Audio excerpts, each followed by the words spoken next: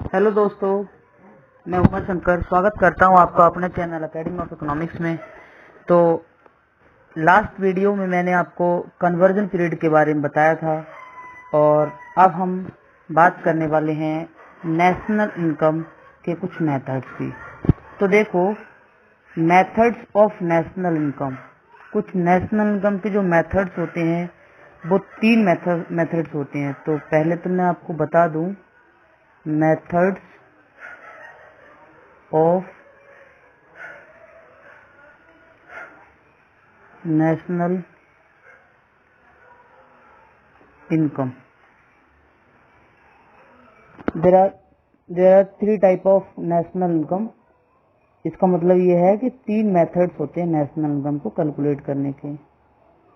Number 1 होता है value added method, value added method, value added method. इसको हम और कहते हैं ग्रॉस वैल्यू एडेड मेथड, और हम इसे कहते हैं output method. Output method. Number 2 होता है दोस्तों, यहाँ पर इनकम मेथड होता है, इनकम मेथड। और नंबर 3 होता है नंबर 1, नंबर 2, नंबर 3। नंबर 3 होता है एक्सपेंडिचर मेथड, एक्सपेंडिचर मेथड। देखो, ये 3 मेथड हैं। इन तीनों मेथड्स के बारे में हम बात करेंगे। इस पहले मेथड से normally gross value added at MP, मतलब इसमें जो निकाला जाता है वो सबसे पहले जीवी एट एमपी निकलता है। और इस मेथड से एनडीपी एट एफसी निकलता है, जिसको हम डोमेस्टिक इनकम के नाम से भी जानते हैं, डोमेस्टिक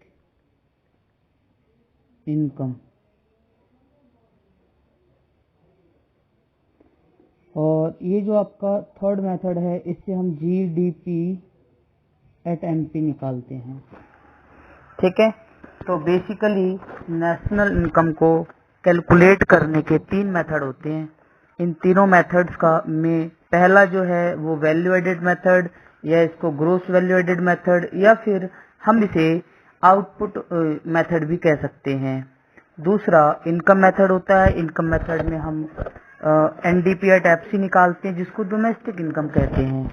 और थर्ड मेथड जो है वो एक्सपेंडिचर मेथड होता है, और एक्सपेंडिचर मेथड से हम normally gross domestic product at market price calculate करते हैं।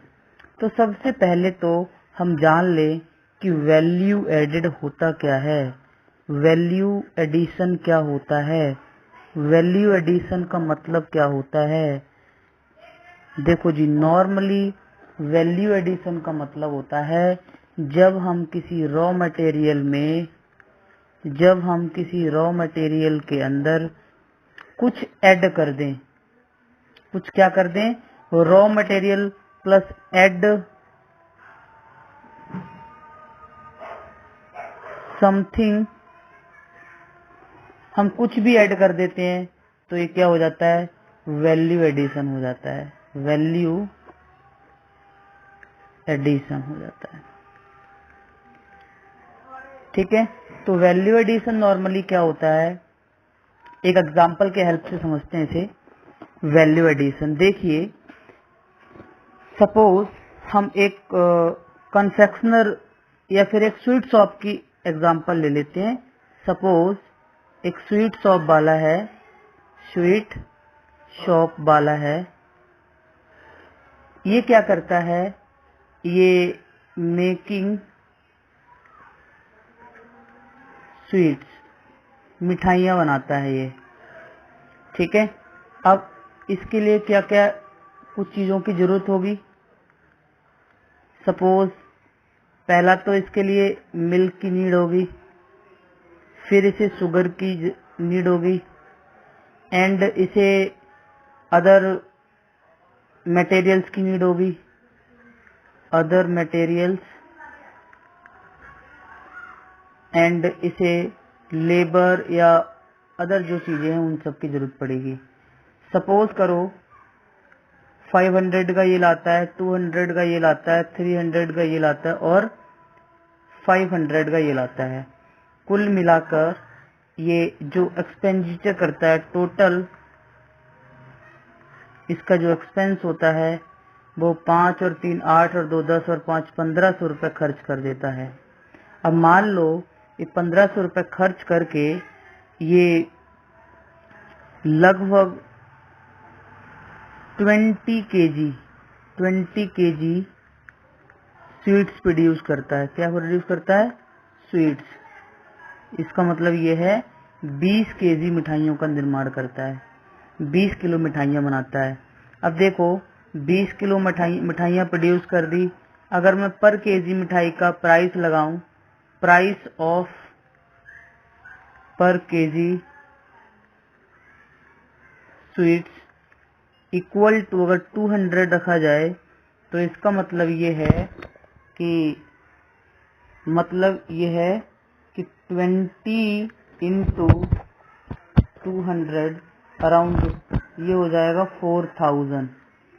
इसका मतलब ये है कि एक स्वीट शॉप वाला व्यक्ति 1500 रुपए का रॉ मटेरियल यूज करता है और 1500 रुपए का रॉ मटेरियल यूज करके उसको 4000 रुपए में मिठाई बनाकर बेच देता है। इसका मतलब ये है कि 4000 में से माइनस कर दो 1500 तो कितना आया? 2500। ये आपका क्या हो जाएगा? Value addition. इसी को हम कहते हैं value addition.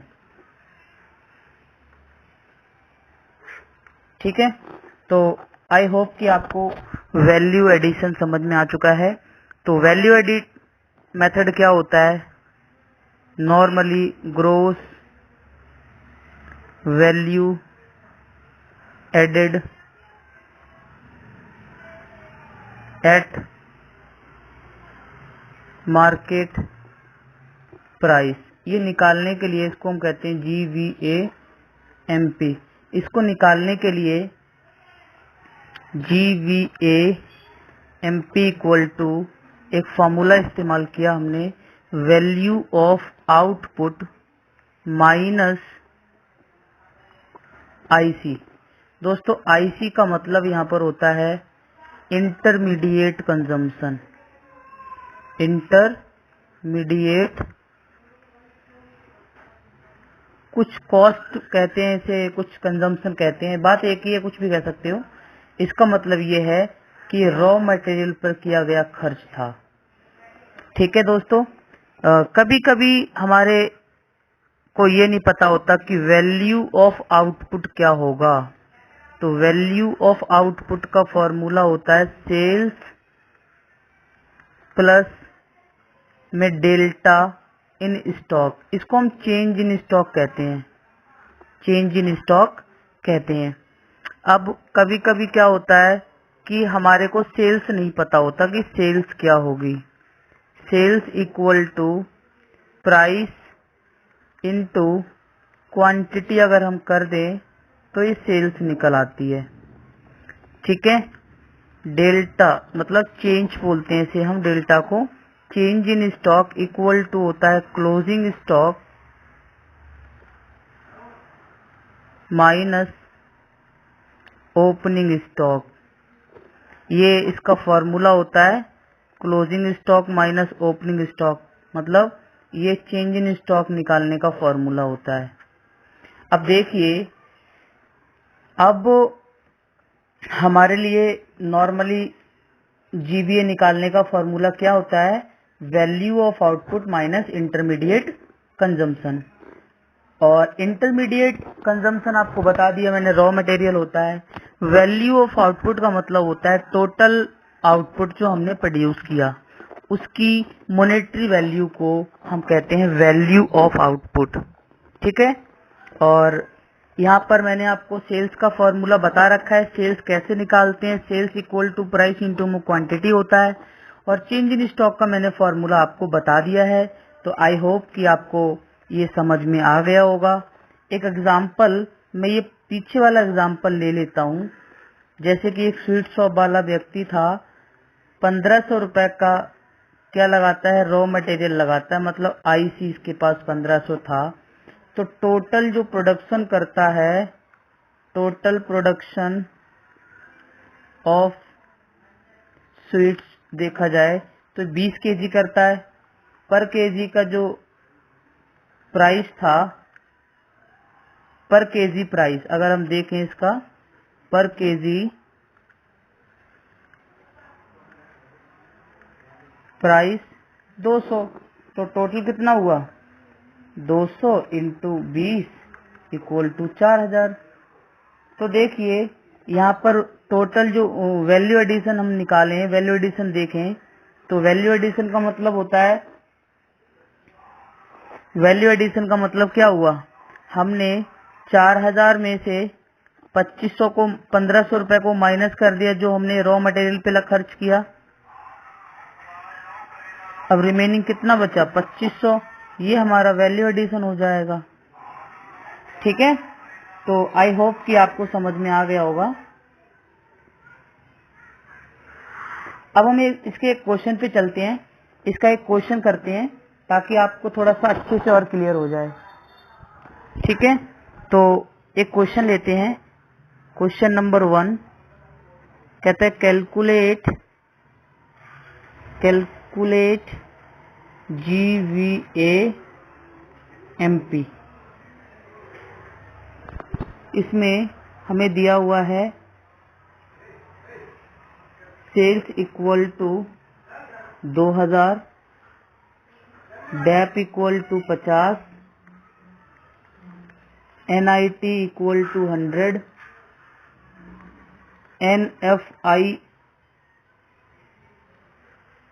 NFIA equal to 200,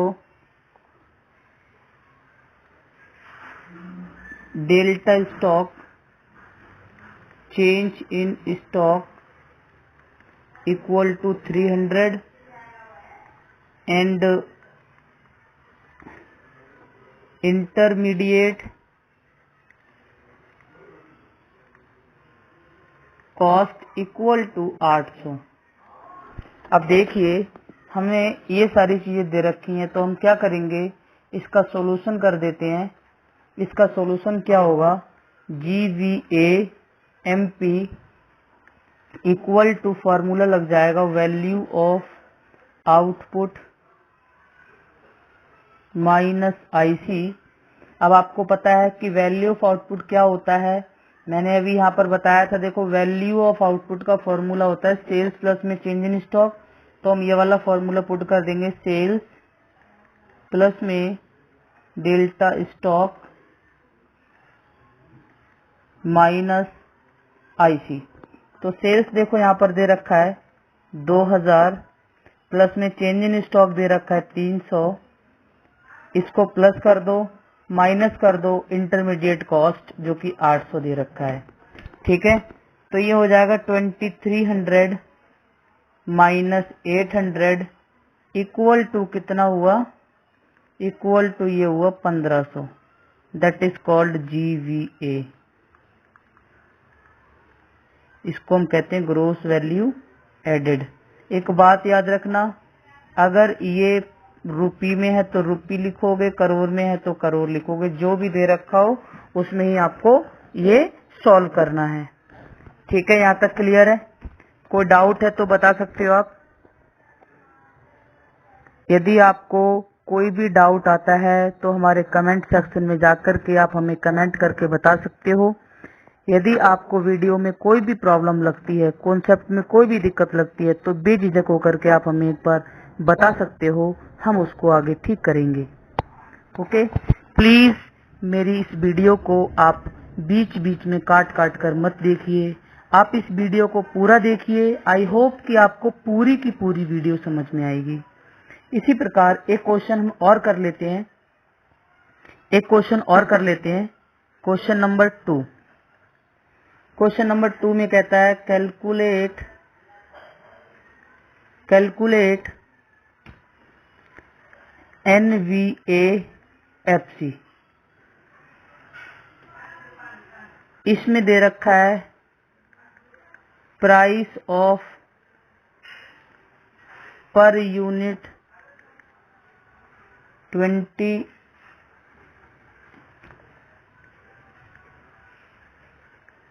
quantity of output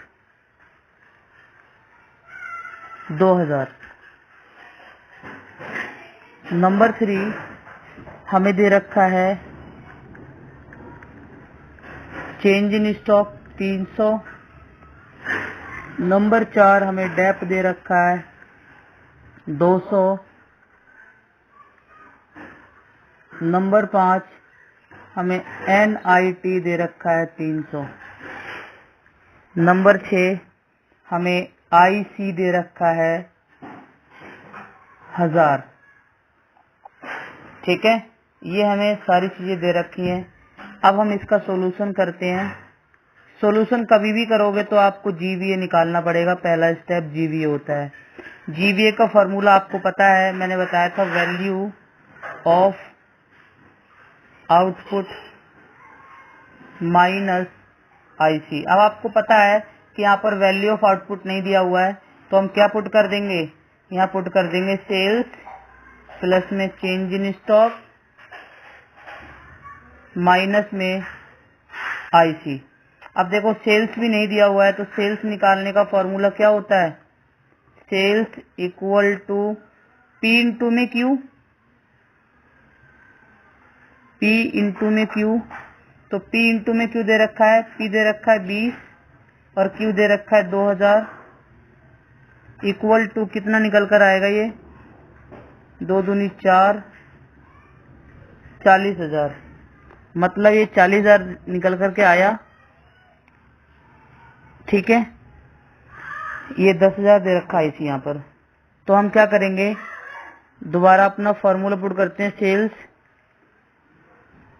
plus में चेंज इन स्टॉक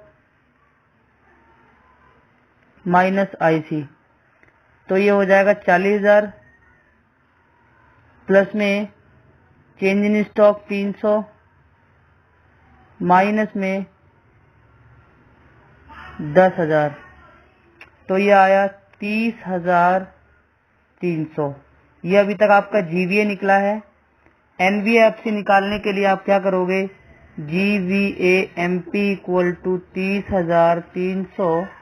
आपको निकालना है NVAFC equal to GVA MP minus dep होता है माइनस NIT होता है।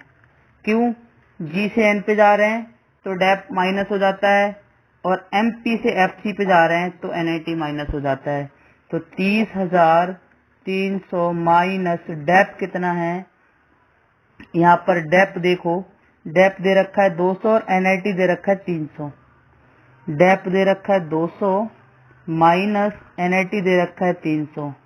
तो ये हो जाएगा 29,800 रुपये करोड़। जिसमें दे रखा हो डाटा उसी में आपका आंसर आएगा। तो ये आपका फाइनल आंसर आया GVAFC 29,800। आई होप कि आपको ये क्वेश्चन भी समझ में आया होगा। अभी के लिए इतना ही। Thank you. ओके बेटा, बाय।